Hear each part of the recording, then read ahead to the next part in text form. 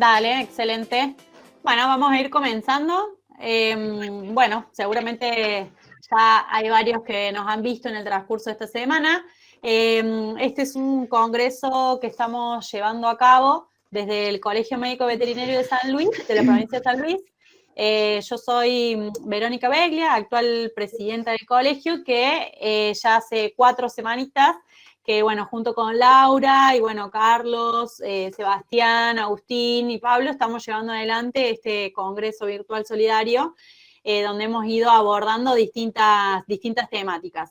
Esta es la segunda semana que ya estamos llevando adelante relacionado a pequeños animales y como les comentábamos es un congreso solidario en el cual los disertantes han tenido la muy buena predisposición de su tiempo para poder brindarnos algunas charlas para nuestro perfeccionamiento técnico y profesional, con la intención también de que podamos estar aportando con nuestro granito de arena en lo que podamos, en una situación complicada en la que nos encontramos hoy, ¿no? En una situación de pandemia en la cual ha afectado mucho la economía en los distintos lugares y más sobre todo en las zonas más precarizadas o en las zonas más a la deriva, digamos, en la situación económica. Entonces, bueno, estamos desde el colegio juntando desde alimentos no perecederos, ropa, frazadas para ahora que se está viniendo el invierno, para poder llevar a distintos barrios de las zonas más marginales de acá de la ciudad de San Luis. Así que cualquier colega que se quiera acercar a la sede del colegio o a la veterinaria Milán, o a la veterinaria de Carlitos, se puede acercar para que nosotros podamos estar llevando. Así que bueno, esa es la parte que a mí me toca. Ahora yo ya los dejo con Laura, me quedo aquí y bueno, hoy tenemos una excelente charla con el doc, así que bueno, te dejo Laurita para que lo puedas presentar y podamos comenzar. Bueno, buenas noches a todos, gracias por estar, por acompañarnos a lo largo de todos estos días y todos estos encuentros. Ha sido una experiencia súper gratificante para todos. Bueno, antes que nada, Vero, hay algunas personas que no dicen que no les permite entrar. Fíjate a ver si por ahí solicitaron unirse y no los vieron. Bueno, para quien no lo conoce... Ahí me fijo. Fíjate, por favor. Hoy tenemos el gusto de contar con la colaboración y la participación del médico veterinario especialista Mario Bartolomeo. También tengo que decir que, bueno, es una persona que estimo mucho. He tenido la suerte de tenerlo de docente en la especialidad en medicina felina. Es un genio, tiene un currículum impresionante y vale lo que pesa en oro, Marito. Así que, no sé, ojalá lo puedan aprovechar porque es fantástico. Es uno de los mejores docentes que hemos tenido. Y bueno, y me dijo que sí. Le pedí el favor, me dijo que sí, y hoy está acá, regalándonos un poquito de su tiempo, que tiene una agenda súper apretada, Mario. Así que es muy valioso para nosotros que nos hayas regalado un poquito de tu tiempo. Voy a hacer un breve resumen del currículum de Mario, que también ha sido bastante complicado porque es extenso. Bueno, es médico veterinario de la Universidad Nacional de Rosario, es máster en ecografía de emergencias y cuidados críticos, anestesia y reanimación, tiene un diplomado en clínica de pequeños animales en Barcelona, es especialista en cardiología clínica de la UBA, es especialista en medicina felina de la Universidad Nacional de Rosario, profesor adjunto de patología médica de la Universidad Nacional de Rosario, médico de planta de la Unidad de Cardiología de la UBA, tiene un diplomado en ecocardiografía y Doppler cardíaco de la Universidad Católica de Santa Fe y Sociedad Argentina de Ultrasonografía en Medicina y Biología, es instructor y docente en la carrera de especialización en cardiología veterinaria de la UBA, docente de carrera de especialización en clínica médica de pequeños animales de la Universidad Nacional de Rosario, docente en la especialización en medicina felina en la Universidad Nacional de Rosario, instructor de ABC Trauma de la VEX, y bueno, hace práctica privada. La verdad, no sé cómo haces para hacer todo esto, Mario. Sos un genio. Bueno, los dejo con Mario, aprovechenlo. No va a tener desperdicio esta presentación. Marito, las preguntas las hacemos al final, dale, así no te interrumpen. Les recuerdo que cierren los micrófonos y cierren las cámaras porque la plataforma va más ágilmente cuando tienen las cámaras cerradas, ¿sí? Bueno, todo tuyo, Mario. Dale. Bueno, primero agradecer enormemente al Colegio de Médicos Veterinarios de San Luis, un placer. Laura es una gran amiga, una persona que quiero muchísimo. Y bueno, todo lo que dijo no es tan así. No soy tan bueno. Sí es. Pero bueno. Sos humilde. Bueno, gracias Laurita por la invitación, gracias al Colegio de Médicos Veterinarios. Cuando Laura me invitó para participar en estas jornadas solidarias, por supuesto que voy a estar presente. La situación actual de nuestro país y del mundo, ¿no? Es compleja, así que por supuesto que voy a participar y lo que necesiten siempre voy a estar. Así que bueno, les voy a compartir la presentación y así comenzamos y dejamos las preguntas para el final. Los que tengan preguntas las hacemos al final.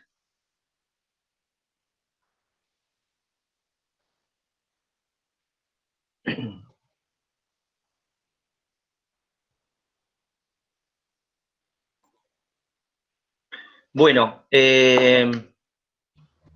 Laura o Verónica, díganme si estamos correctos con la presentación, así empiezo. Sí, perfecto, Mario. ¿Listo? Se ve bárbaro. Bueno, se escucha bien también, ¿no es cierto? ¿Se escucha bien? ¿Listo? Excelente. Cualquier cosita me avisan. Bueno, colegas y amigos queridos, hoy vamos a desarrollar uno de los temas que particularmente me apasiona mucho, que es el tromboembolismo arterial felino. Yo creo que cada uno de ustedes en su práctica privada se habrá enfrentado alguna vez a esta normalidad clínica, que en realidad no es una enfermedad en sí, sino que es una situación clínica bastante compleja, consecuencia principalmente de enfermedades cardíacas, y vamos a desarrollar un poquito el tema, vamos a tratar de hacerlo bastante práctico para que se lleven cosas prácticas, y siempre que empiezo esta charla recuerdo hace muchos años, cuando comencé mis primeros pasos en la medicina veterinaria, como muchos de ustedes, comencé haciendo prácticas en alguna clínica, viendo casos, compartiendo con algún colega de experiencia, y siempre recuerdo en esos años que me tocó ver un paciente felino que entró a una clínica con una parálisis posterior y demás, y me quedó un sabor muy amargo, ¿no? Porque en ese momento la primera terapéutica que se inició fue la eutanasia. Después de muchos años, la medicina ha avanzado en este área también, y yo les voy a asegurar y les voy a mostrar que tenemos muchas cosas para hacer, que muchos animales caminan, que muchos animales mejoran, que por supuesto es una situación compleja, el tromboembolismo es una situación muy compleja, sin embargo hay muchos animales que vuelven a caminar, y de hecho tengo animales que están caminando y están muy bien. Así que les pido por favor a todos que siempre lo intentemos, ¿bien? Muy bien, vamos a comenzar con este caso.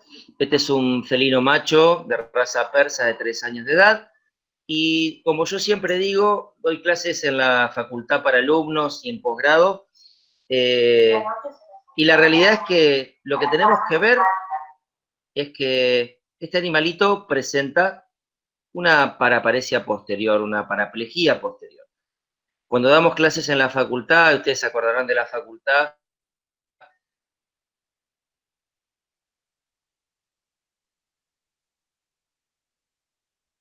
siempre hablamos de enfermedades, ¿no? Desarrollamos la enfermedad como tal.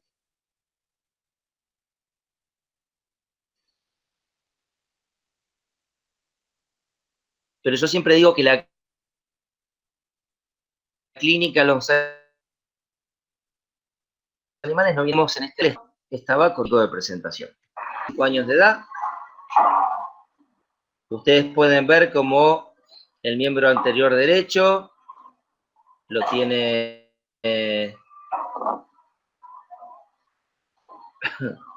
retradío, no puede apoyar, está con dolor. Siempre que muestro este video, siempre me pasa lo mismo, ¿no? ¿Y cuántos de ustedes pensarán que eso no es una parálisis del nervio radial? porque en realidad la parálisis neuroorbital se presenta clínicamente con una monoparesia o monoplegia de un miembro anterior, como en este caso. Sin embargo, yo lo que quiero es, a través de esta charla, generarles a ustedes la situación de que dentro de los diagnósticos diferenciales también esté el tromboembolismo. Ahora vamos a ver un poco la presentación, pero hasta ahora vimos dos casos y vimos un gato con una paraplegia posterior y un gato con una monoplegia de un miembro anterior. Acá tenemos una gatita, una hembra mestiza de 9 años. Si ustedes ven, es una gatita con una paraparesia, tiene algo de actividad motora, no está pléjica completa, ¿sí? Y toda esta historia, ¿para qué es, colegas? Para que ustedes vayan metiendo en su cabeza que la presentación de un gato con una parálisis aguda, o ya sea paresia o plejía, en forma aguda y no traumática, mi primer diagnóstico diferencial es un tromboembolismo. Yo quiero desterrar el tema de las radiografías de columna en este tipo de pacientes. Es decir, una cosa es que el gato haya salido de la casa y uno no sabe qué pasó y apareció en el patio así, donde tenemos una alta sospecha de un traumatismo y está bien hacer una radiografía para evaluar la columna. Pero, por favor, cada vez que tengamos un gato con una paraplegia o paraparesia, o monoplegia dolorosa no traumática, mi primer diagnóstico diferencial es un tromboembolismo. ¿Y por qué insisto con esto? Porque el tromboembolismo nos da tiempo, ¿sí? Si nosotros actuamos rápido y eficazmente, podemos lograr que muchos animales vuelvan a caminar. Si tenemos el caso del primer video del gato persa, que ya tenía un pañal puesto, que ya habían pasado varios días, obviamente que el pronóstico es mucho más grave. Por lo tanto, siempre las enfermedades hay que sospecharlas para poder buscarlas y diagnosticarlas. Entonces, nuestro diagnóstico diferencial en un gato parapléjico o con paraparesia o monoplegia debe estar incluido como primer diagnóstico diferencial del tromboembolismo óptico. Recuerden que los gatitos, en su expresión clínica en una falla cardíaca, se pueden presentar con un cuadro de disnea, ya sea por un derrame pleural, edema de pulmón, que pueden presentarse incluso juntos, por un tromboembolismo principalmente aórtico, vamos a ver otras presentaciones también, y con muerte súbita. Hace muy poquito tiempo una colega me consultaba, me dice, Mario, tenía un gato que estaba absolutamente normal y de repente se murió. Bueno, recuerden que los gatos, la cardiología en gatos es un poquito más compleja que en perros, ¿sí? Recuerden que entre un 40% y un poquito más de los gatos con enfermedades cardíacas no tienen soplo.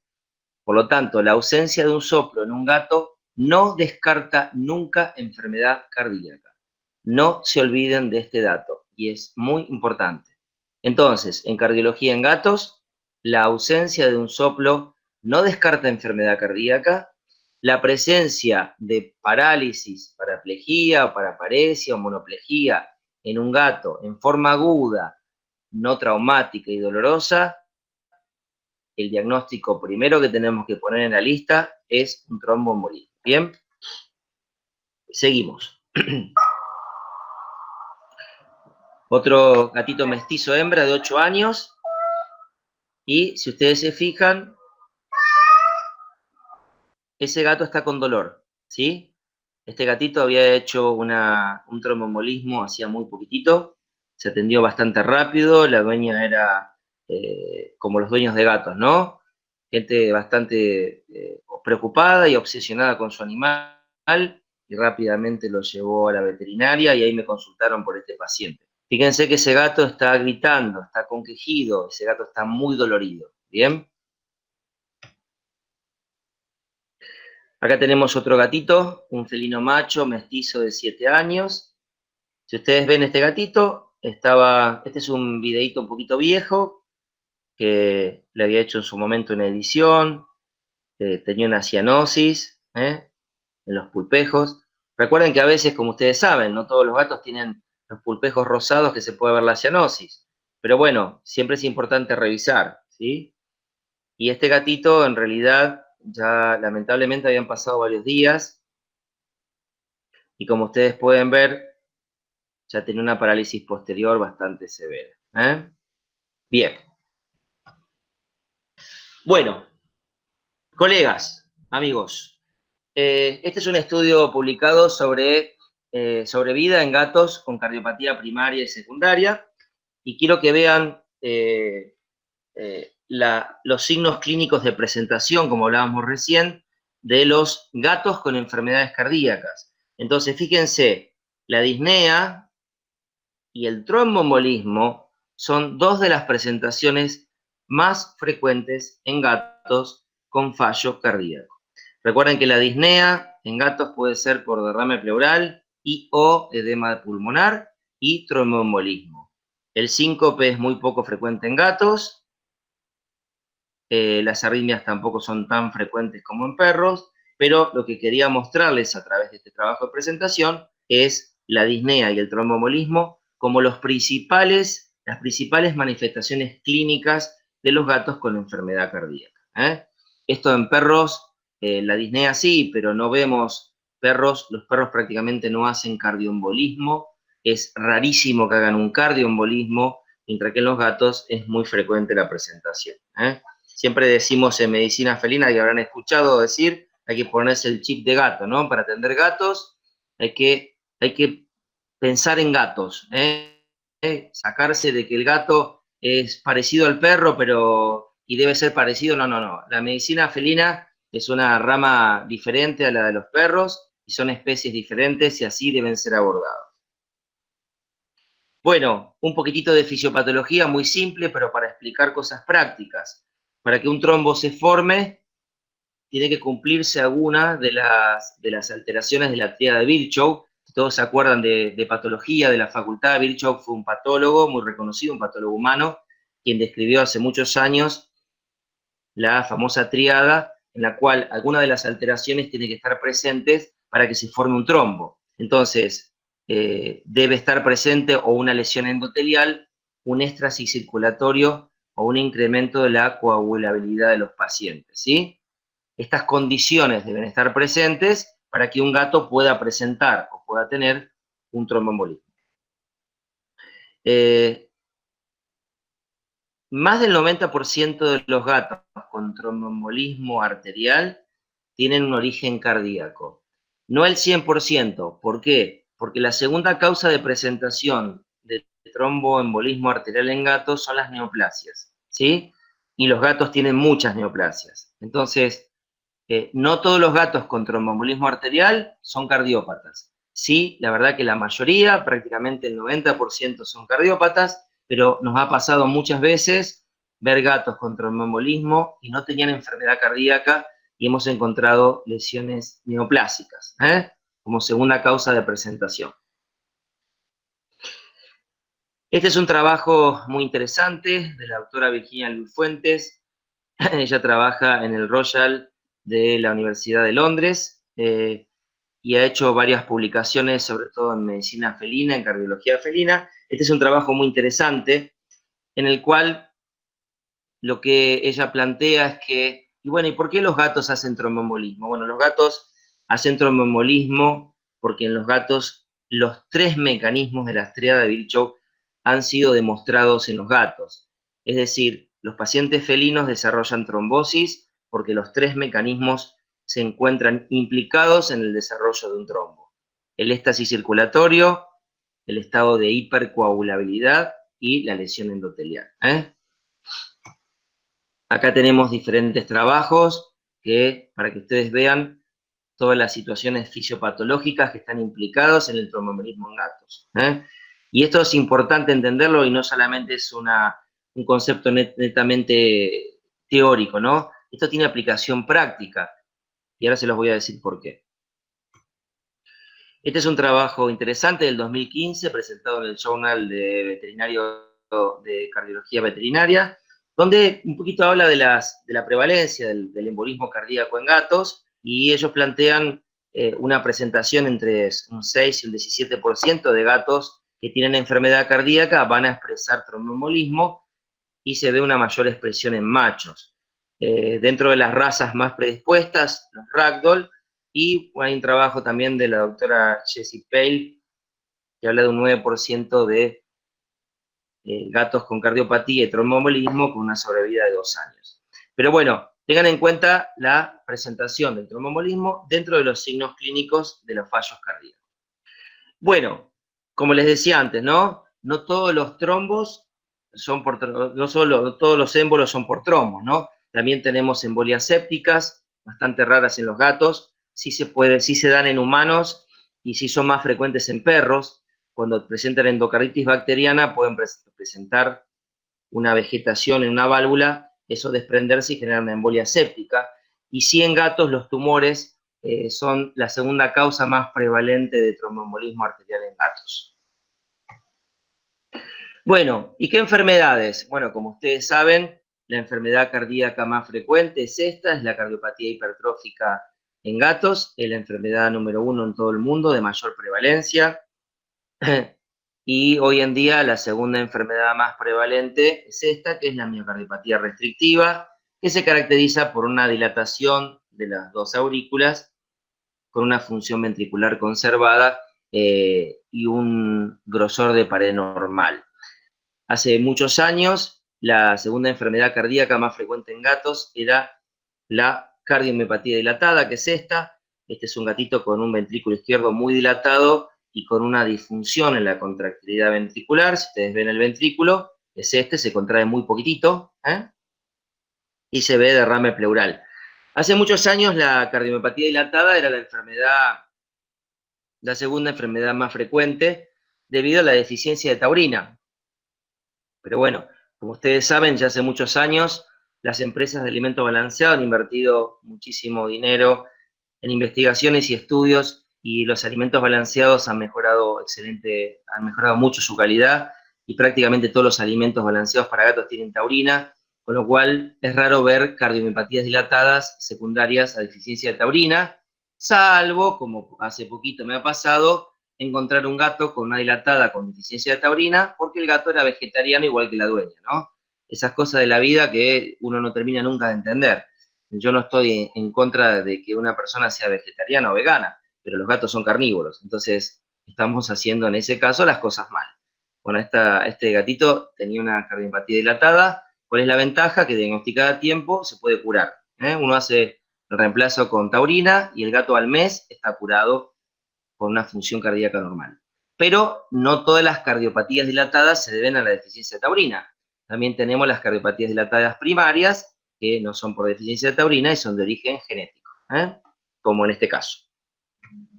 Bien, y una enfermedad que es bastante rara de ver es la miocardiopatía ritmogénica derecha. Este es un gatito que tenía el corazón derecho muy dilatado y arritmias ventriculares. Es una de las enfermedades menos frecuentes en gatos, pero también está dentro de las enfermedades cardíacas que pueden producir tromboembolismo. Conclusión hasta ahora, colegas. ¿Qué vimos hasta ahora? Bueno, que los gatos con fallo cardíaco pueden presentarse o con disnea, ya sea por derrame pleural o edema de pulmón, o pueden presentarse con una parálisis, ya sea una paraplegia, una paraparesia o una monoplegia o monoparesia. Esas son las formas de presentación. ¿Por qué se produce esto en gatos? Porque los 3 mecanismos de la triada de Virchow están implicados en la generación de un trombo.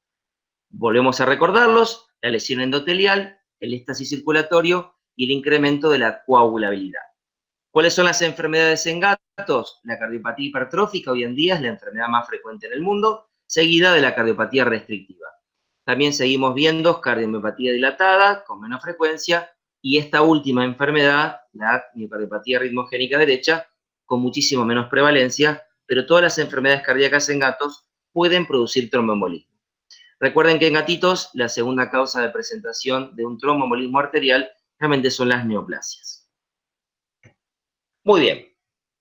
Hasta acá creo que está claro que no hay problemas con la presentación clínica. Si hablamos de signos clínicos, bueno, es importante tener en cuenta que los signos clínicos dependen principalmente del lugar donde se va a producir el trombo. ¿Por qué digo esto? Porque la realidad es que el 90% se produce una trombosis o una embolia en la trifurcación de la aorta, ¿no? Que es lo más frecuente.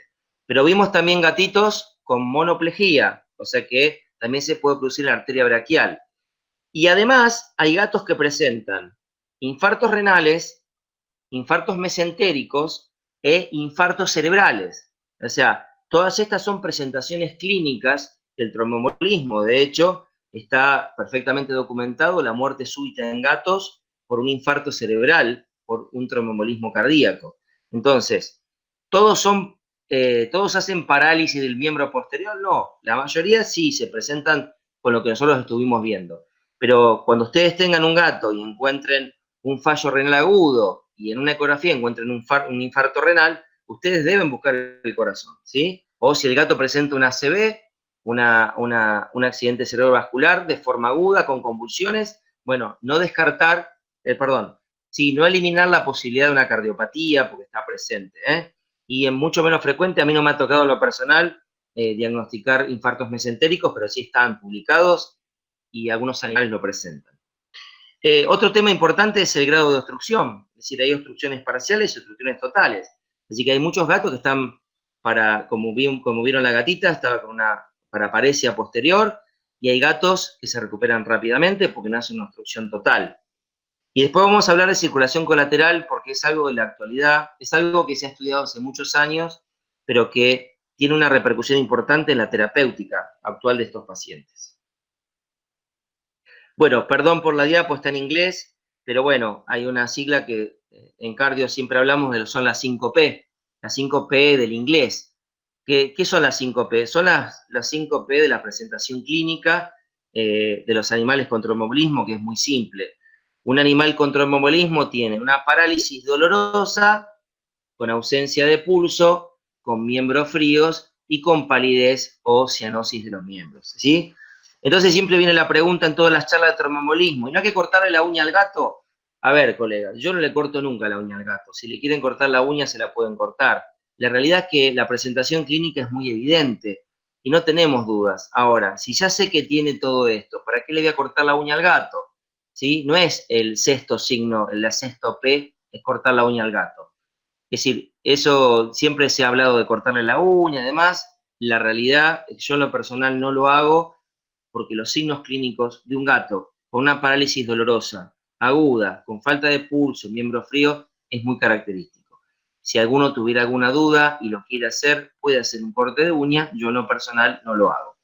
Lo que sí es un dato muy importante, y esto lo van a ver, es el último punto que dice esta presentación, que dice que el gastrocnemio y el tibial craneal, los músculos de los miembros posteriores, suelen estar muy firmes. Y esto es real. Si ustedes le tocan el miembro, la patita al gato con una parálisis posterior, van a notar que el gastrocnemio es una pelota, y eso tiene que ver con la isquemia que realizó, y un músculo muy contraído y muy doloroso, ¿eh? Ese dato ténganlo presente porque es un dato práctico que es sumamente útil si ustedes revisan estos gatos. Bueno, más de lo mismo en español, diríamos, ¿no? Lo que estuvimos hablando recién. Recuerden que no todos los tromboembolismos son en la trifurcación de la aorta, tenemos afecciones de la arteria braquial, afecciones renales, afecciones cerebrales, afecciones mesentéricas. Fíjense esta gatita, les muestro esta imagen porque siempre digo, ¿no? Hay algunas imágenes que son para libro, como esta. Fíjense la cianosis que tenía esta gatita. No todos los gatos tienen los pulpejos rosaditos, pero bueno, en este caso fue muy evidente, Acá tienen un video para que ustedes puedan ver. Fíjense la cianosis que tenía en los miembros posteriores y fíjense ahora, cuando comparamos con el miembro anterior, fíjense el rosadito de las patitas de adelante y la cianosis severa que tenía. Entonces, ¿es necesario cortar la uña? No, no es necesario que cortemos la uña. Me parece que es muy evidente la presencia de un tromboembolismo. Muy bien, bueno, un trabajo publicado sobre enfermedades concurrentes. Vieron que hoy en día está muy en boga el tema de enfermedades concurrentes. A veces nosotros pensamos, bueno, siempre buscamos una enfermedad, ¿no? Y a veces muchos animales tienen enfermedades concurrentes. De hecho, en cardiología, el binomio típico es la enfermedad cardiorrenal. De hecho, están las guías, el consenso de enfermedad cardiorrenal, del eje cardiorrenal, y ustedes saben que las enfermedades cardíacas afectan al riñón y las enfermedades renales afectan al corazón. Entonces, es común que tengamos estas enfermedades concurrentes. Recuerden el tema de infartos renales, en este trabajo recomienda, should be, debería hacerse un screening por cardiopatía ocultos cada vez que ustedes se encuentren un infarto renal. A veces es un hallazgo, están haciendo una ecografía y le informan, o ustedes mismos hacen una ecografía y encuentran un infarto renal. Siempre que encuentren un infarto renal, tienen que hacer un examen cardiológico. Bueno, este es un trabajo muy interesante, sobre 250 gatos, y lo más importante que quiero destacar de este trabajo son algunas cositas importantes. Punto número 1 y fundamental. La temperatura rectal tiene valor pronóstico. Si la temperatura rectal es menor de 37 grados, tiene muchas menos posibilidades de sobrevivir el gato. O sea que cuando ustedes evalúan los gatos, y hasta ahora vieron que no usamos ninguna metodología, después lo vamos a ver, pero no usamos ningún método complementario de gran complejidad hasta ahora. El diagnóstico del tromboembolismo, yo siempre digo que lo primero que hay que hacer es sospecharlo. Primero pensar que lo tiene, porque si cada vez que un gato llega con parálisis le vamos a hacer una placa, vamos mal. Entonces, cada vez que un gato llega paralítico, lo primero que hago es descartar que no tenga un tromboembolismo. La temperatura rectal es un dato muy importante, es parte del examen físico y tiene valor pronóstico. Si esa temperatura es menos de 37, hay un trabajo publicado que muestra la menor sobrevivencia de gatos con hipotermia severa. Pero hay datos importantes que también demuestran los trabajos, que si un gato tiene algo de actividad motora, tiene mejor pronóstico que si no tiene actividad motora. Y como ven abajo, si el gato tiene una monoplejía, tiene una altísima probabilidad de volver a caminar normal. Entonces, no es lo mismo una paraplegia que una paraparesia, y no es lo mismo una paraplegia paresia que una monoplejía o paresia. ¿Sí? La presentación clínica, por eso empecé con la presentación de clínica de casos, es para que ustedes incorporen primero el caso clínico, cómo me llega el gato, y el gato llega así. Ahora bien, no es lo mismo una monoplejía que una paraplejía, ¿sí? Un paciente, un gatito con una monoplejía, tiene en general muy buen pronóstico, ¿sí? Y si tiene una paraplejía posterior o si tiene una paraparesia, va a tener mejor pronóstico que si tiene una paraplejía, ¿sí? Si tiene algo de actividad motora, esto está demostrado que tiene mejor pronóstico. Bien, diagnóstico. Bueno, el diagnóstico es, primero, recuerden, diagnóstico diferencial. Recordemos que en medicina felina no vamos a estar buscando hernia de disco. No porque no existan, pero sino porque prácticamente son muy infrecuentes. Nosotros no tenemos en medicina felina hernias de disco. En gatos lo que tenemos siempre son 3 situaciones, ¿no? O un trauma, o un tumor, o una enfermedad infecciosa. Estas son las causas más comunes de enfermedades medulares en gatos. La hernia de disco es la última. Entonces, si mi gato salió y no sé de dónde viene y tiene un foco de dolor en la columna, bueno, puede pasar como este gato, hacemos una placa, tiene obviamente una fractura con un desplazamiento, pero bueno, tengan en cuenta que muchas veces pasa que en gatos que están en la casa, están normales, el gato pega un grito y quedó paralítico. A ver, empecemos con el tromboembolismo, que es la causa más común. Bien, diagnóstico. Primero, signos clínicos. Y el segundo método es el ecocardiograma. Todo lo demás que dice abajo, todos son métodos complementarios, desde el ecocardio hacia la angiografía. La realidad es que hoy en día nos manejamos con signos clínicos y con ecocardio. ¿Por qué el tema del ecocardio? Porque lo que me interesa ver es qué enfermedad cardíaca tiene para poder tratarla, y además para que ustedes recuerden que no todos los gatos con tromboembolismo arterial son por cardioembolismo, más del 90%, pero hay muchos gatos que no tienen enfermedad cardíaca y tienen otra afección como pueden ser los tumores. Por eso el ecocardio es importante hacer en estos pacientes. Entonces, acá tienen más casos de gatitos, fíjense la coloración de los pulpejos. Y el ecocardiograma es importantísimo en medicina felina. Siempre que doy charlas de cardiología en gatos digo lo mismo, y no es que lo digo yo, está publicado en todos lados. El método complementario de elección en gatos es el ecocardiograma. No es el electrocardiograma, es el ecocardiograma. ¿Por qué? Porque la ecocardiografía me da un montón de información que el electro no me puede dar y que la placa no me puede dar. El ecocardiograma me permite diagnosticar enfermedad cardíaca, me permite ver si hay trombos dentro de la aurícula, me permite ver si hay un dato que se llama ecogenicidad sanguínea dentro del atrio, que es el paso anterior a la formación de un trombo. Si la información que me da el ecocardiograma es amplísima en estos pacientes. Ustedes podrán pensar, bueno, pero yo no hago ecocardio, bueno, no importa, habrá un colega que lo hará. Es decir, siempre hay algún colega que hace ecografía y habrá gente que está más capacitada para hacerlo. Pero el ecocardio se impone en estos pacientes porque me da mucha información y vamos a ver por qué.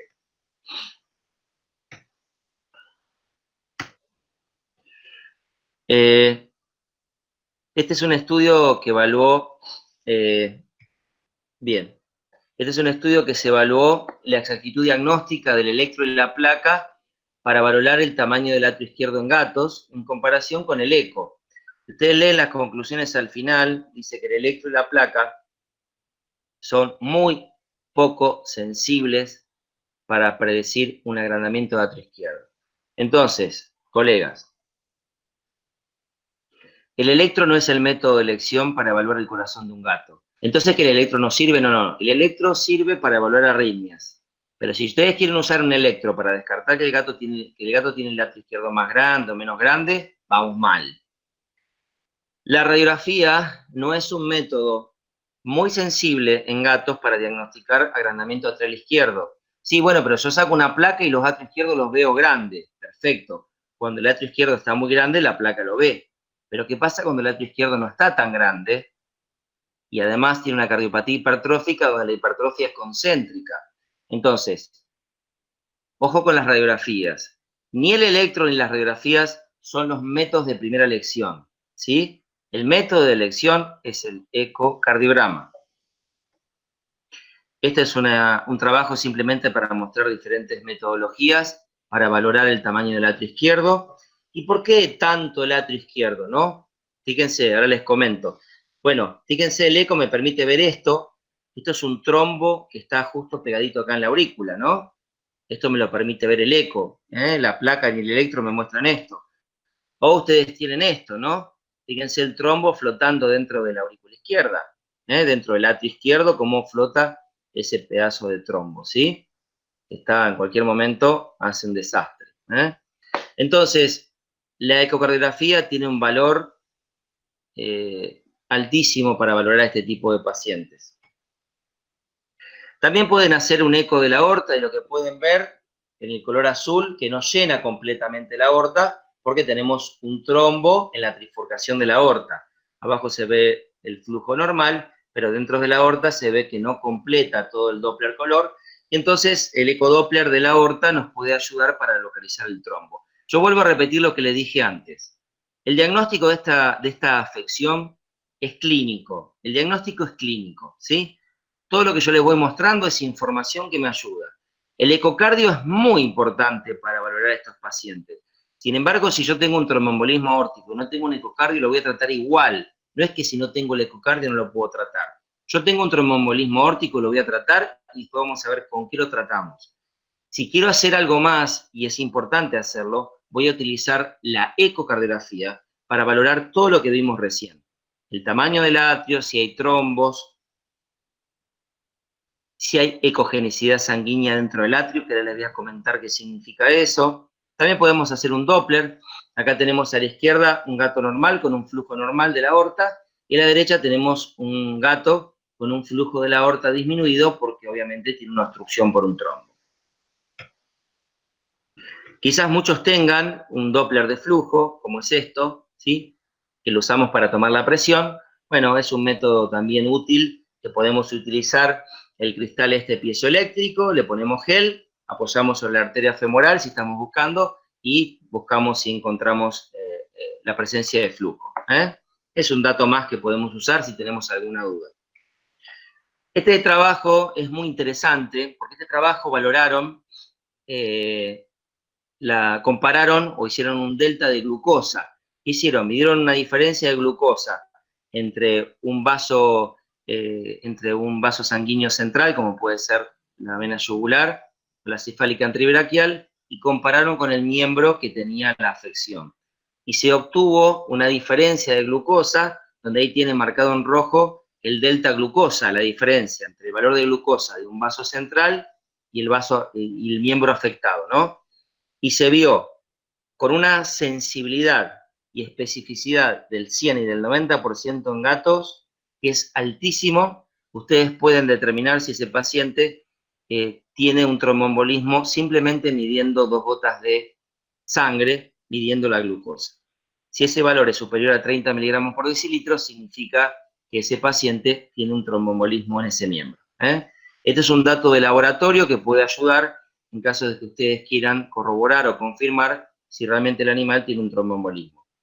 En la práctica diaria, normalmente yo no lo utilizo porque las presentaciones clínicas son muy evidentes, pero puede pasar que haya gatos que presenten o tengan una presentación que nos genere duda. Bueno, le corto la uña. Bueno, si quieren cortarle la uña, le cortan la uña. Pero acá tienen un trabajo científico que tiene una altísima sensibilidad y especificidad. Con 2 gotitas de sangre, ustedes pueden hacer un delta glucosa. Bien, hasta acá vimos perfectamente lo que corresponde a la presentación clínica, a los diagnósticos.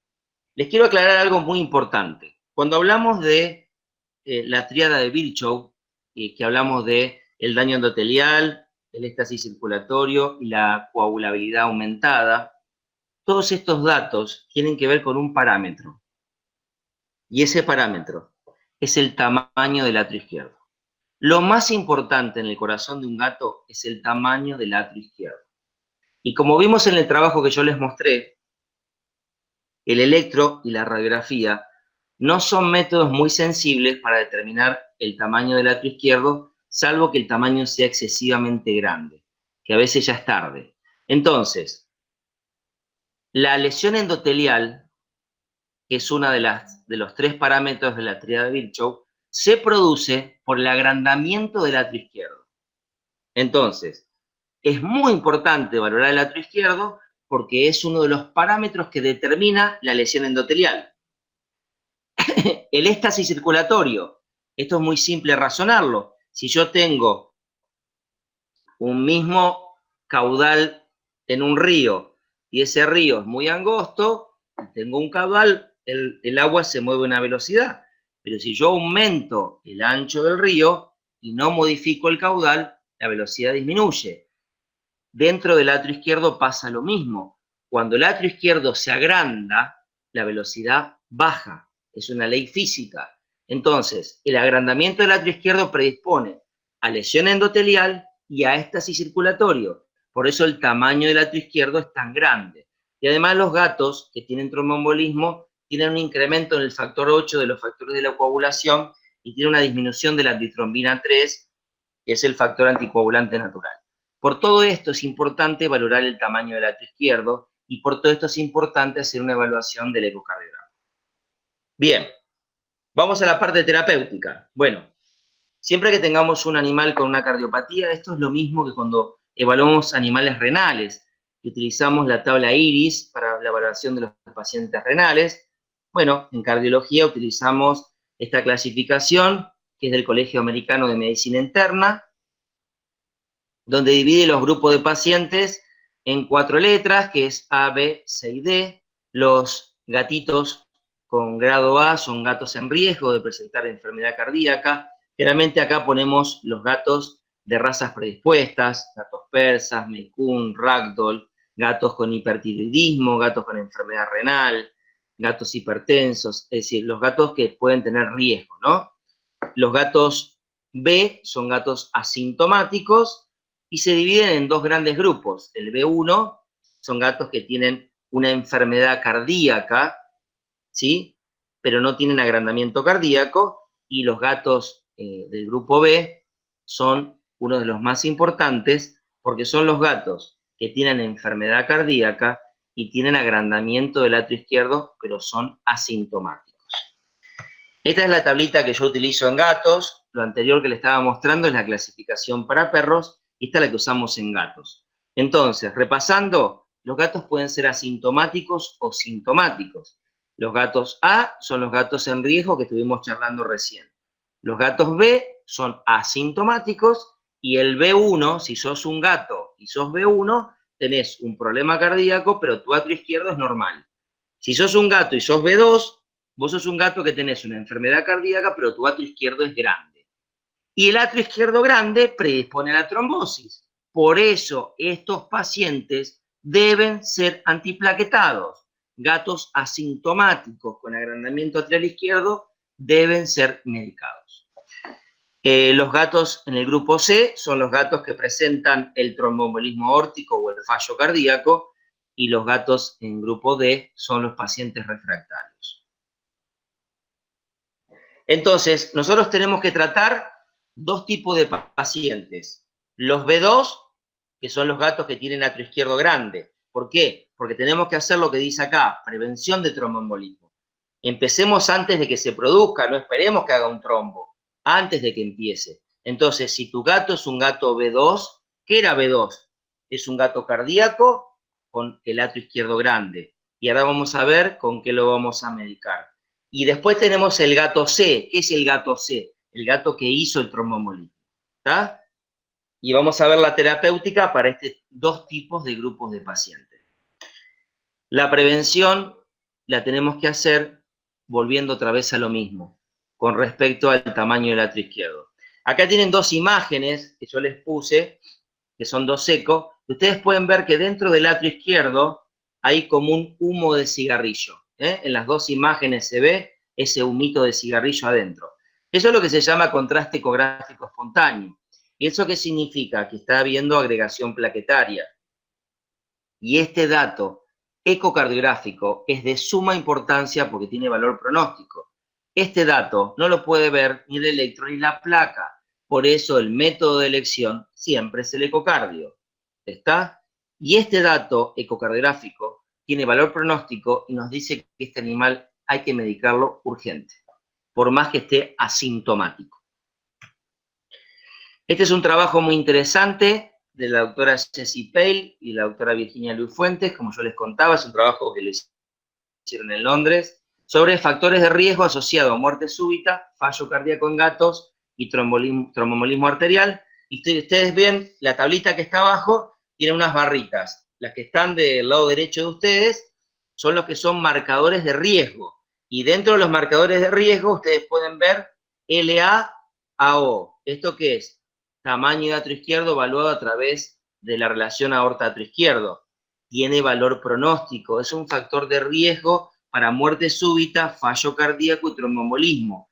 Por eso el tamaño del atrio izquierdo es tan importante, ¿sí? Y otro dato muy importante es el que dice SEC. Esto que dice SEC es el contraste sanguíneo espontáneo. Ese dato que yo les mostré tiene valor pronóstico. Entonces, en gatos es muy importante valorar el tamaño del atrio izquierdo y ver si dentro del atrio no tiene el contraste ecográfico. Si lo tiene, es un gato con un alto factor de riesgo. Estos son valores que son los valores que yo utilizo. Hay diferentes métodos para valorar el tamaño del atrio izquierdo. Este es un trabajo del doctor Karl Schober, que es muy interesante, y tomamos como punto de corte para los que hacen ecocardio, no se asusten para todos, pero para que ustedes tengan en cuenta, si llega un informe y dice tamaño del atrio izquierdo tomado de un ecocardiograma de una ventana paraesternal derecha de 4 cámaras, con un valor superior a 20, bueno, ese paciente está en riesgo, ¿está? Tomamos un valor de corte de 16 milímetros. Es un dato ecocardiográfico, pero es un dato importante y ustedes reciben un informe para que sepan que es importante que el que haga informe del ecocardio informe el tamaño del atrio. Fíjense este trabajo, colegas. Evaluación retrospectiva de la incidencia y significación pronóstica del contraste ecográfico espontáneo en relación a la enfermedad cardíaca y el fallo cardíaco en gatos, 725 gatos. Fíjense lo importante de este trabajo. La tabla que ven abajo es una tabla que se llama Kaplan-Meier, que es una tabla de sobrevida. La barrita, la liñita de arriba son los pacientes que sobrevivieron y los de abajo los que se fueron muriendo. Los de abajo eran los que tenían contraste ecográfico espontáneo. Así que, si el gato tiene esta alteración ecocardiográfica, es urgente, hay que medicarlo, porque estos pacientes tienen alto riesgo de hacer tromboembolismo. Bueno, acá tienen un video donde se ve en el atrio izquierdo todo este humo de cigarrillo, que es un marcador pronóstico de gravedad. ¿Estamos? Esto es grave. Se ve todo ese humo de cigarrillo flotando ahí adentro.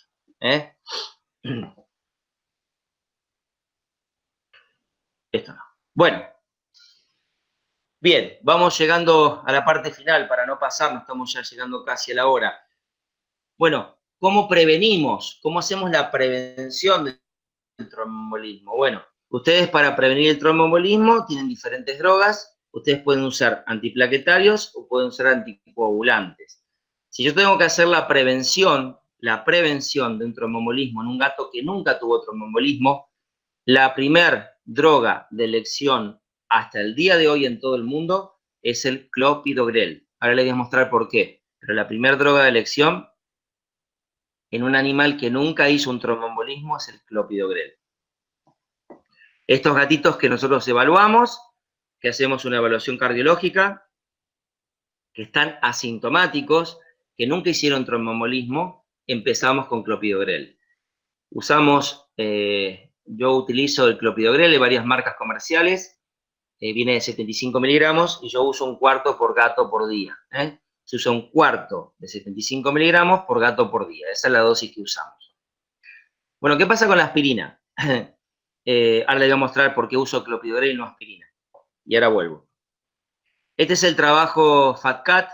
Es un trabajo muy interesante que ¿qué hizo? Comparó el clopidogrel con la aspirina para prevención de tromboembolismo en gatos. Y si ustedes se fijan en esta tablita, los gatos que fueron medicados con clopidogrel estuvieron 443 días sin presentar trombos, comparados con 192 días que fue la aspirina.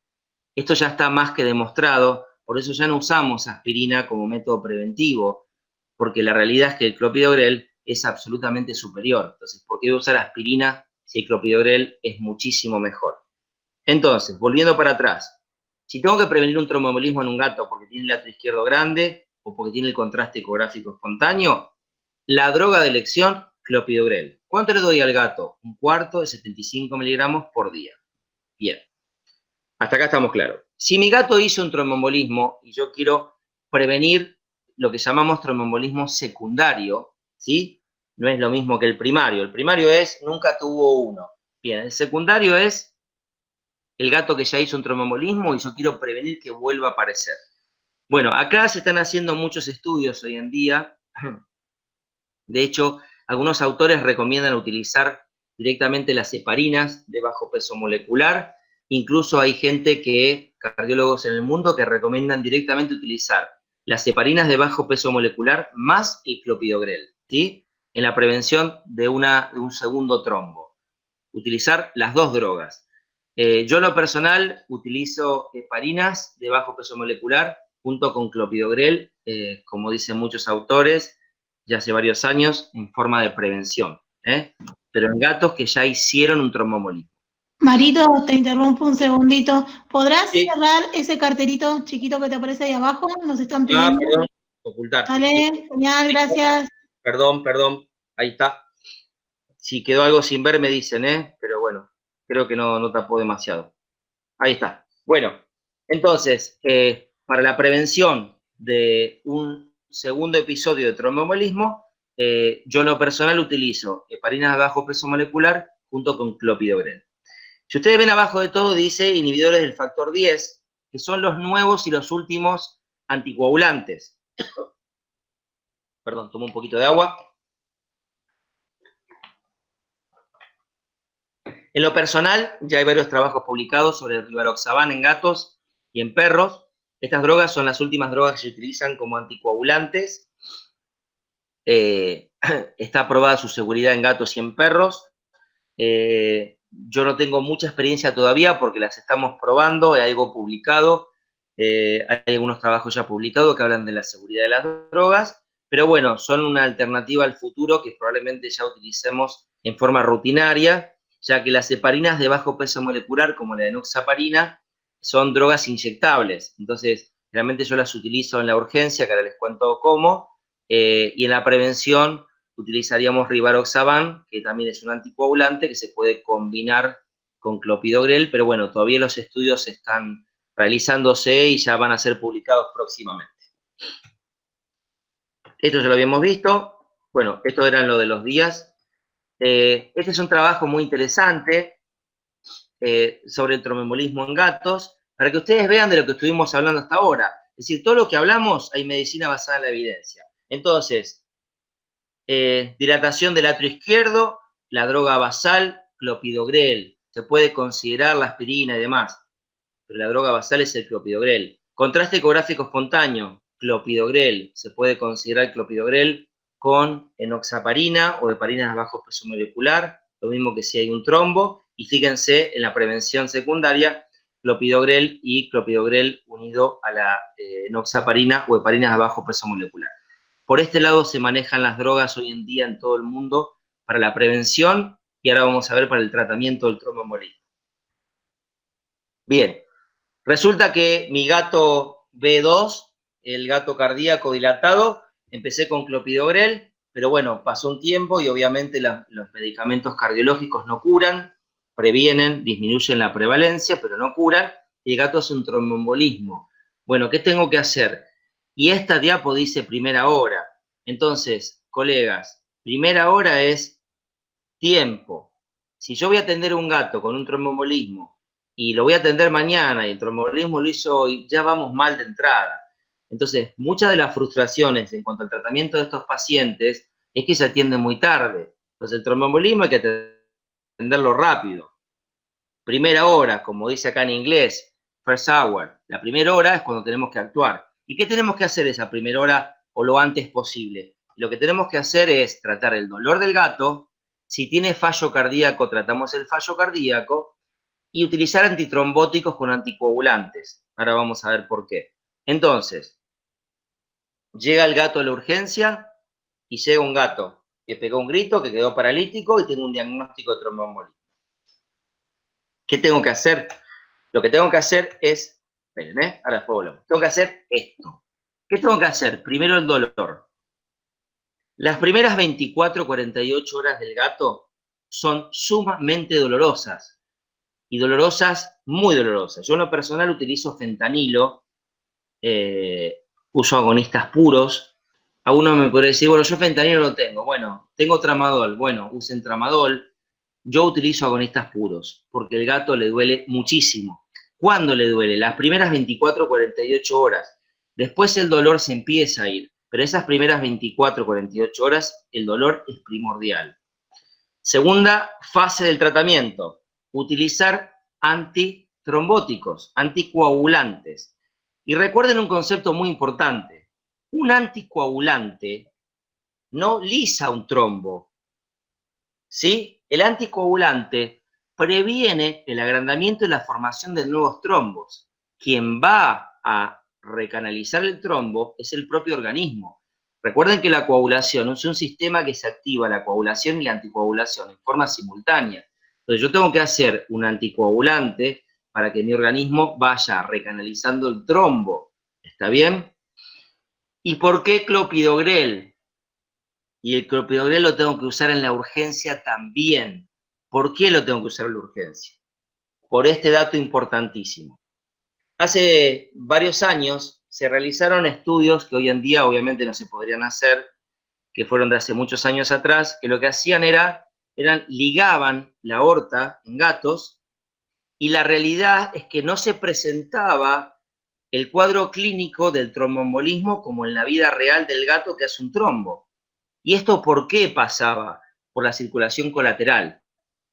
¿Qué es lo que pasa? Si yo hago la ligadura de una arteria en un gato, o de la aorta, hay una gran circulación colateral, incluso por las vertebrales, que me permite llevar irrigación a los miembros. Sin embargo, si yo tengo un tromboembolismo y tengo un trombo, tengo plaquetas. Y si tengo plaquetas activas, producen tromboxano y serotonina. La serotonina principalmente es uno de los marcadores de vasoconstricción y es una de las sustancias que impide la circulación colateral. Por eso tengo que usar antiagregantes plaquetarios en la urgencia.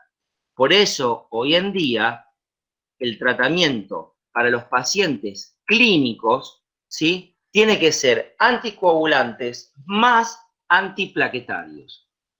En algunos trabajos se habla incluso de que deberíamos combinar clopidogrel más aspirina. ¿Por qué? Porque la aspirina inhibiría el tromboxano A y el clopidogrel la serotonina. Hay más trabajos publicados en base a la serotonina. Yo en lo personal utilizo este tratamiento. Si ustedes agregan aspirina, ¿está bien? Claro que está bien, porque estaría inhibiendo el tromboxano A también. Pero lo que se ha visto es que la serotonina es un gran marcador de vasoconstricción. Conclusión, ¿tengo que tratar un gato con un tromboembolismo aórtico? Mi tratamiento se basa en analgesia, anticoagulantes y antiplaquetarios. Bien, y la pregunta del millón, ¿por qué no usamos un fibrinolítico si en humanos, cuando tenés una trombosis, te dan un activador del plasminógeno tisular? Bueno, está perfecto. ¿Cuál es el problema? Si yo atiendo un gato con un tromboembolismo, después de las 6 horas de producido, tengo un altísimo riesgo de producir lesiones por reperfusión. Recuerden que las células adentro tienen potasio. Cuando yo reperfundo un tejido isquémico y las células se rompieron, estoy mandando a sangre un gran nivel de potasio con una gran cardiotoxicidad. Sumado al potasio, la acidosis metabólica y los radicales libres. Entonces, hay que estar muy seguro, antes de usar un fibrinolítico, que el gato haya hecho una trombosis antes de las 6 horas, porque si no el riesgo de lesión por reperfusión es muy alto. Punto número 1. Punto número 2. Este es un trabajo que se publicó sobre la utilidad de el activador de plasminógeno tisular comparado con el tratamiento que yo les conté recién, que es el tratamiento estándar. ¿Cuáles fueron las conclusiones? Que la utilidad del activador de plasminógeno tisular tiene las mismas tasas de complicaciones y los mismos resultados que usar la terapia estándar. Como dice al final, fueron similares. Conclusión, los fibrinolíticos son drogas muy caras, hay que estar muy seguros que el trombo haya sido muy reciente y los resultados comparados al tratamiento estándar, en el cual sí o sí hay que darle analgésicos también, ¿sí? Yo me quedo con el tratamiento estándar y los resultados son positivos. Acá tienen la gatita que les mostré. Esto fue a los 7 días de tratamiento. Ya la gata estaba caminando sobre las patitas, todavía no se había recuperado, pero ya había empezado a caminar a los 7 días de tratamiento. Era la gatita que había hecho la paraparesia posterior. Y acá tienen el gato con la monoplejía, que se fue caminando. Este gato mejoró en 72 horas, ¿sí? Ese gatito era el que había hecho la monoplejía anterior y ya estaba caminando a las 72 horas. ¿Qué quiere decir esto, gente? Que tenemos que intentarlo, que tenemos que tratarlos, que sabemos cuál es toda la actualidad en cuanto a la terapéutica de esta enfermedad, conociendo la fisiopatología, sospechando la enfermedad, y tengan en cuenta que, por supuesto que el pronóstico es muy reservado, porque hay un bajo porcentaje de recuperación. En realidad, hoy en día se habla de hasta un 50% de recuperación, y puede haber recurrencias. Sin embargo, estas 3 frases que dicen acá, hoy en día con las nuevas terapéuticas están mejorando mucho, ¿sí? Yo tengo muchos gatos medicados durante mucho tiempo, incluso que han hecho tromboembolismo y están muy estables con las nuevas terapéuticas. Este dato es muy importante. A los 10, 14 días empiezan a recuperar la capacidad motora. Yo les mostré esa gatita que ya a los 7, 8 días ya estaba caminando como les mostré. El gato a las 72 horas con la monoplejía estaba caminando normal.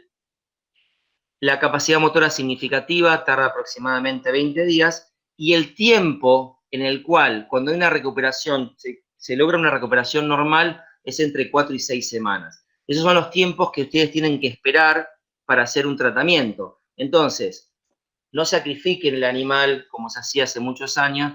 Cada vez que llegaba un animal con esto, lo sacrificaban. No, tenemos que esperar un poco. Tenemos un 50% de posibilidad de recuperación y la realidad es que hoy en día con las nuevas terapias, los gatos realmente mejoran. ¿Todos caminan? No. Hay gatos que terminan muy mal y hay gatos que terminan realmente en eutanasia porque hacen una necrosis del miembro, hacen una gangrena y realmente terminan muy mal. Pero la realidad es que cada vez tenemos mejores resultados. Siempre la clave es sospechar la enfermedad para poder tratarla, sospechar esta condición clínica del tromboembolismo y actuar rápido. ¿Está? Y recuerden que la recuperación tiene que ver con 3 variables fundamentales. Y una de las más importantes es la circulación colateral. Y la circulación colateral la voy a lograr y a mejorar si utilizo antiplaquetarios. ¿Está? La recanalización del trombo es lo que hará el organismo, y yo al utilizar anticoagulantes evito la formación de nuevo. Incluso la fibrinólisis son procesos que realiza el propio organismo. Así que yo puedo ayudar mucho con anticoagulantes para que no se siga formando trombo y mejorar la circulación colateral con antiagregantes plaquetarios. Bueno, para concluir, creo que estamos justito, o me pasé, no, creo que estamos bien, 5 minutitos me pasé. La conclusión, gente, de todo esto que dice acá, tiene que ver con las enfermedades cardíacas. Tienen una expresión clínica que es el tromboembolismo. El diagnóstico se hace en base a los signos físicos. Recuerden la temperatura, que tiene valor pronóstico en los gatos. Recuerden que si los gatos tienen fallo cardíaco más tromboembolismo, obviamente el pronóstico va a ser peor. Recuerden las 24 48 horas de analgesia, que son esenciales, y el fentanilo, porque acá no tenemos metadona. En Estados Unidos usan mucha metadona, nosotros no tenemos, pero sí tenemos fentanilo. Y el tratamiento con clopidogrel y anticoagulantes es crucial en la prevención y el tratamiento de estos pacientes. Bueno, sin más, hemos terminado y estoy a disposición para que puedan hacer preguntas. Perfecto, Mario. Buenísimo. Impecable como siempre. Bueno, a ver, te voy a ir leyendo algunas preguntas. Dale. Bueno, Dayana Hualco pregunta, ¿la presentación del tromboembolismo está directamente relacionado con la gravedad de la enfermedad cardíaca? Sí, la verdad es que a mayor agrandamiento del atrio izquierdo, como les vine hablando hace un ratito largo con este tema, aumenta las probabilidades de trombosis. De hecho, en ese paper que yo les mostré, que hablaba de los 16 milímetros, los 20 milímetros y demás, a mayor agrandamiento cardíaco, mayor predisposición a trombosis. Exacto. Bien. Isabel Danilla dice, buenas noches, el tratamiento que se inició en la urgencia, ¿por cuántos días se extiende? Perfecto. Lo que hago yo es lo siguiente. Los gatos empiezan con enoxaparina y clopidogrel.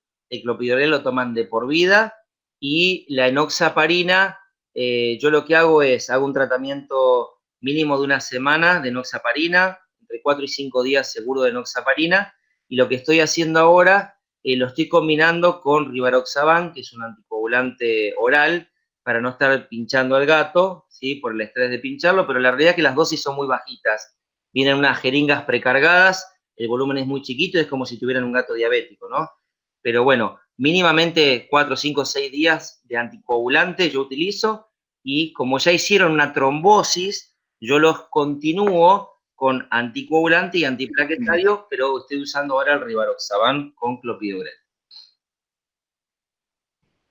Bien. A ver, Susana Elizabeth Bisueto Flores, buenas noches, doctor, dice, en caso de no contar con fentanilo, ¿se puede usar buprenorfina y meloxicam o sigue siendo de elección el tramadol? Bien, no utilicen AINES, nunca, no utilicen AINES. Sí pueden usar buprenorfina si la consiguen. Recuerden que la buprenorfina y el butorfanol, bueno, no son agonistas puros. Yo necesito una buena analgesia. Siempre digo lo mismo. No tengo fentanilo, no tengo metadona, no tengo un agonista puro. Bueno, ¿utilizo? Sí, por supuesto que sí. De hecho, yo hace muchos años no conseguía fentanilo, utilizaba butorfanol. ¿Es lo ideal? No, porque no es un gran analgésico, pero no tenía otra opción. Lo que sí quiero que por favor quede muy claro es que necesitan analgésicos. Si tenés buprenorfina, usa buprenorfina. Perfecto. Ana pregunta, si un gato está medicado con clopidogrel y debe someterse a una cirugía, ¿hay que suspender la medicación? No se suspende. No se suspende. Sí, la contesté antes porque me la preguntan siempre. Sí. Si está con clopidogrel, no hace falta suspenderlo. Le dejan el clopidogrel. Exactamente.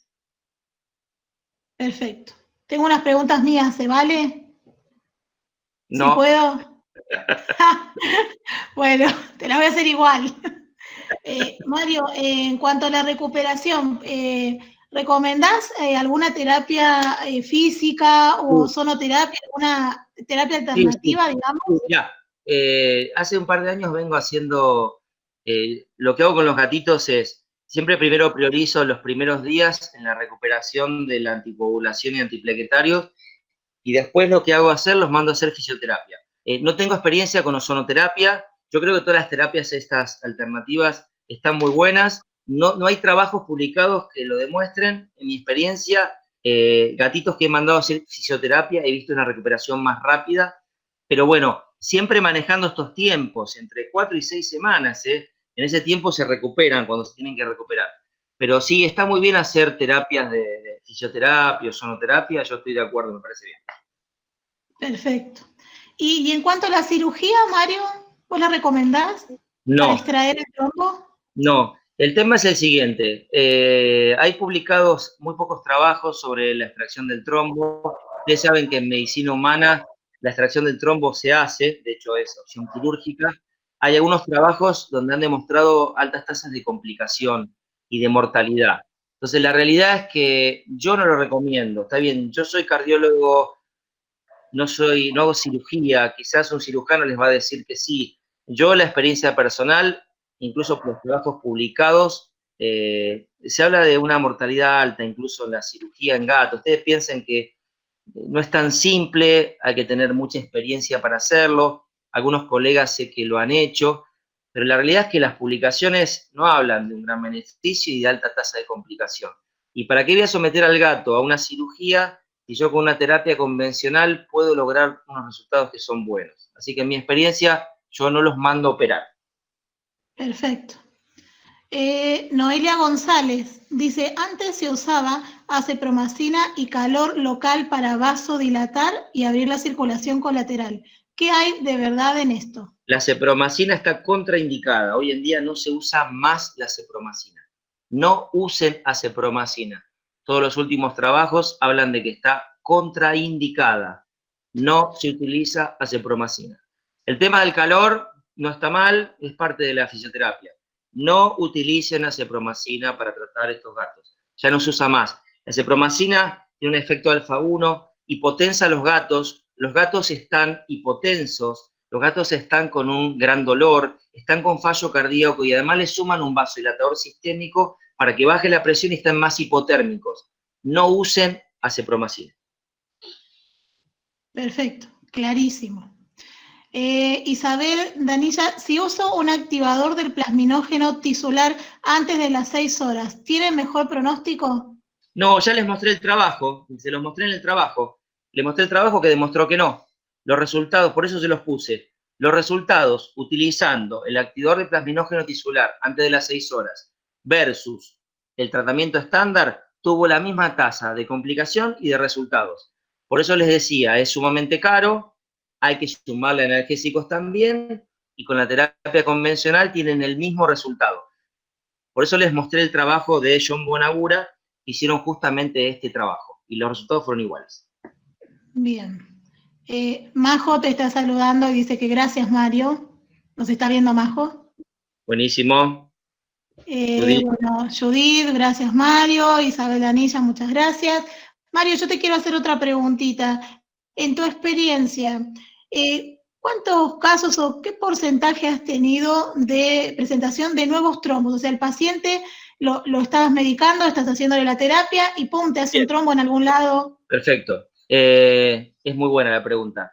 La realidad es que, bueno, prácticamente del año, yo empecé a hacer cardiología en el año 2000. En el 2000 ya empecé a hacer cardio. En esa época no había clopidogrel, no había enoxaparina, teníamos la heparina común y teníamos la aspirina. La tasa de recurrencia de trombosis era muy alta. La realidad es que los resultados eran bastante malos y yo tenía los gatos con aspirina y me hacían trombosis frecuentemente. La realidad es que desde que utilizo el clopidogrel y los antinuocoagulantes, te digo, hay esa gatita que yo les mostré que está caminando normal, lleva 1 año y medio sin recurrencia de trombosis. Está con clopidogrel y recibe enoxaparina esa gata y está muy bien. La verdad que los resultados me han ido favoreciendo en el tiempo y tengo buenos resultados. Perfecto. Bueno, no sé si hay alguna otra preguntita en Facebook. Vero.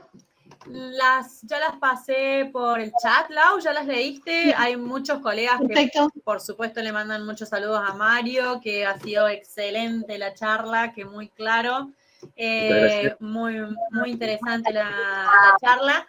Así que desde el Facebook no tenemos más mensajitos, Lau.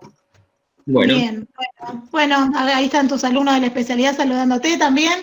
Así que, nada, gracias, Mario. Sos un genio, te admiramos un montón. Sos práctico, sos claro, no andas con vueltas, la verdad que una maravilla. Bueno, muchísimas gracias. Gracias, Laura, de corazón. Gracias, Verónica. Un gusto conocerte. Un saludo muy grande para todos, un cariño para todos. Cuídense mucho, que anden bien. Y bueno, lo que necesiten, acá estamos. Y gracias por las palabras y compartir. Gracias, Mario.